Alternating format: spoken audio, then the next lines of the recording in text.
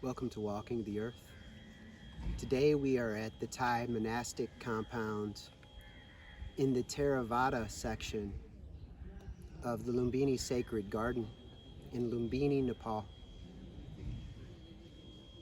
near the location where Siddhartha Gautama, Shakyamuni the Buddha, was born over 2,500 years ago. So at this location we've got a Thai temple and monastery behind me, and it's quite lovely. Traveling around Thailand and around the places associated with the historical Buddha, at Sarnath, Bodh Gaya, Kushinagar, you will see very beautiful Thai temples that are funded by the Thai government and perhaps other sources as well, but they typically are very beautiful.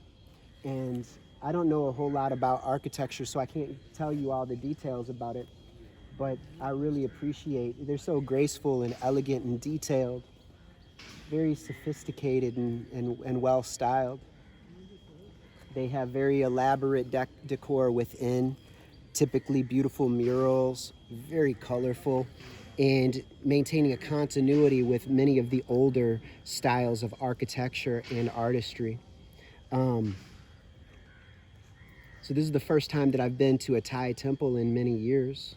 I traveled extensively in India and Southeast Asia for a time, including a lot of time in Thailand, and I have a lot of love for the Thai people and a lot of appreciation for their cuisine, their art, their artistry, their architecture, their music. And it's so nice to be back into a Thai space. Very beautiful. So from my understanding, Buddhism first comes into the area we know of as Thailand very early on. Some of the legends equate this with the Golden Land of the two merchants who approached the newly enlightened Buddha, and they asked him if he was a god, and he says no. They ask him, are you a human? And he says no. They ask him, well then what are you? And he says, awake. And then I might be conflating that story with the other of two merchants, which may be from Burma, which may be from Thailand, or which may be from Afghanistan up near Bamiyan. There are different accounts, different claims, and then they go to him and then they take teachings about Dhamma, about the truth of natural law and living an enlightened ethical lifestyle. He gives them ethical teachings. He also gives them a couple of his hairs, and then they take those to their native lands and build stupas and begin teaching about Buddha Dhamma. Now, this doesn't make a lot of sense to me on a certain level. I respect the stories, but he had just been through a very intense malnourished time, and he'd lost all of his hair according to his own accounts. So unless at the point of enlightenment he grew fresh hair at that point, then it seems problematic potentially. But it may have been in the land of Siam, which later becomes Thailand. So now the Thai people, my understanding is that they are part of a larger group of, from a linguistic family called the Thai Kadai, and they came from southern China, and the Han people pushed them further and further south over many centuries until they moved through Yunnan and the southern provinces of China, and they go through the southern provinces of China and move into Southeast Asia. They are still very strong and very present in Yunnan, where they practice Theravada.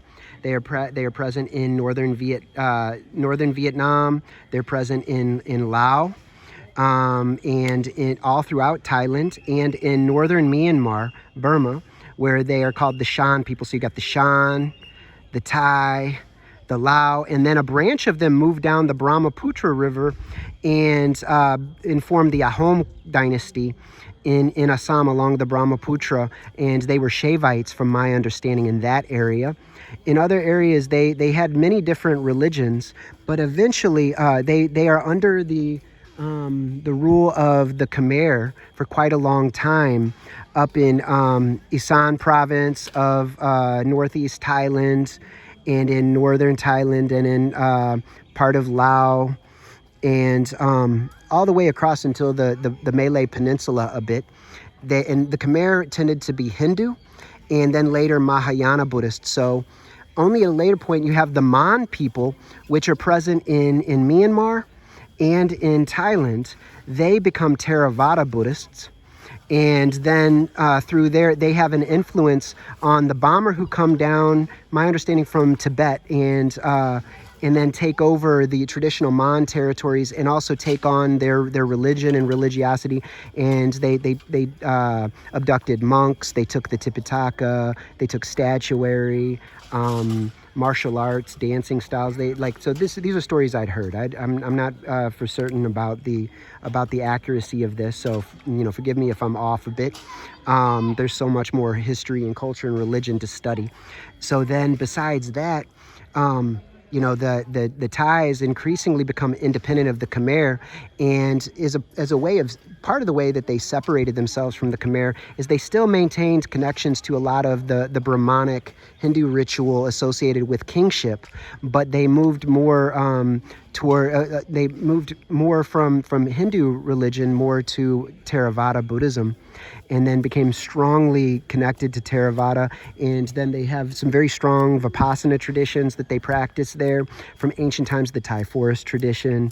There are a lot of very serious meditators in and around Thailand, and so they maintain a strong Theravada Vipassana tradition there. Vipassana means to see things as they really are. It's an analytical tradition associated with meditation. So you develop calm, concentrated, single-pointed meditation through breath, absorption meditation, and then you begin a process of analysis.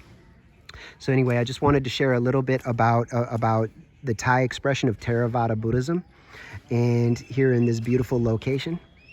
So we'll go ahead and continue on from here. Be happy.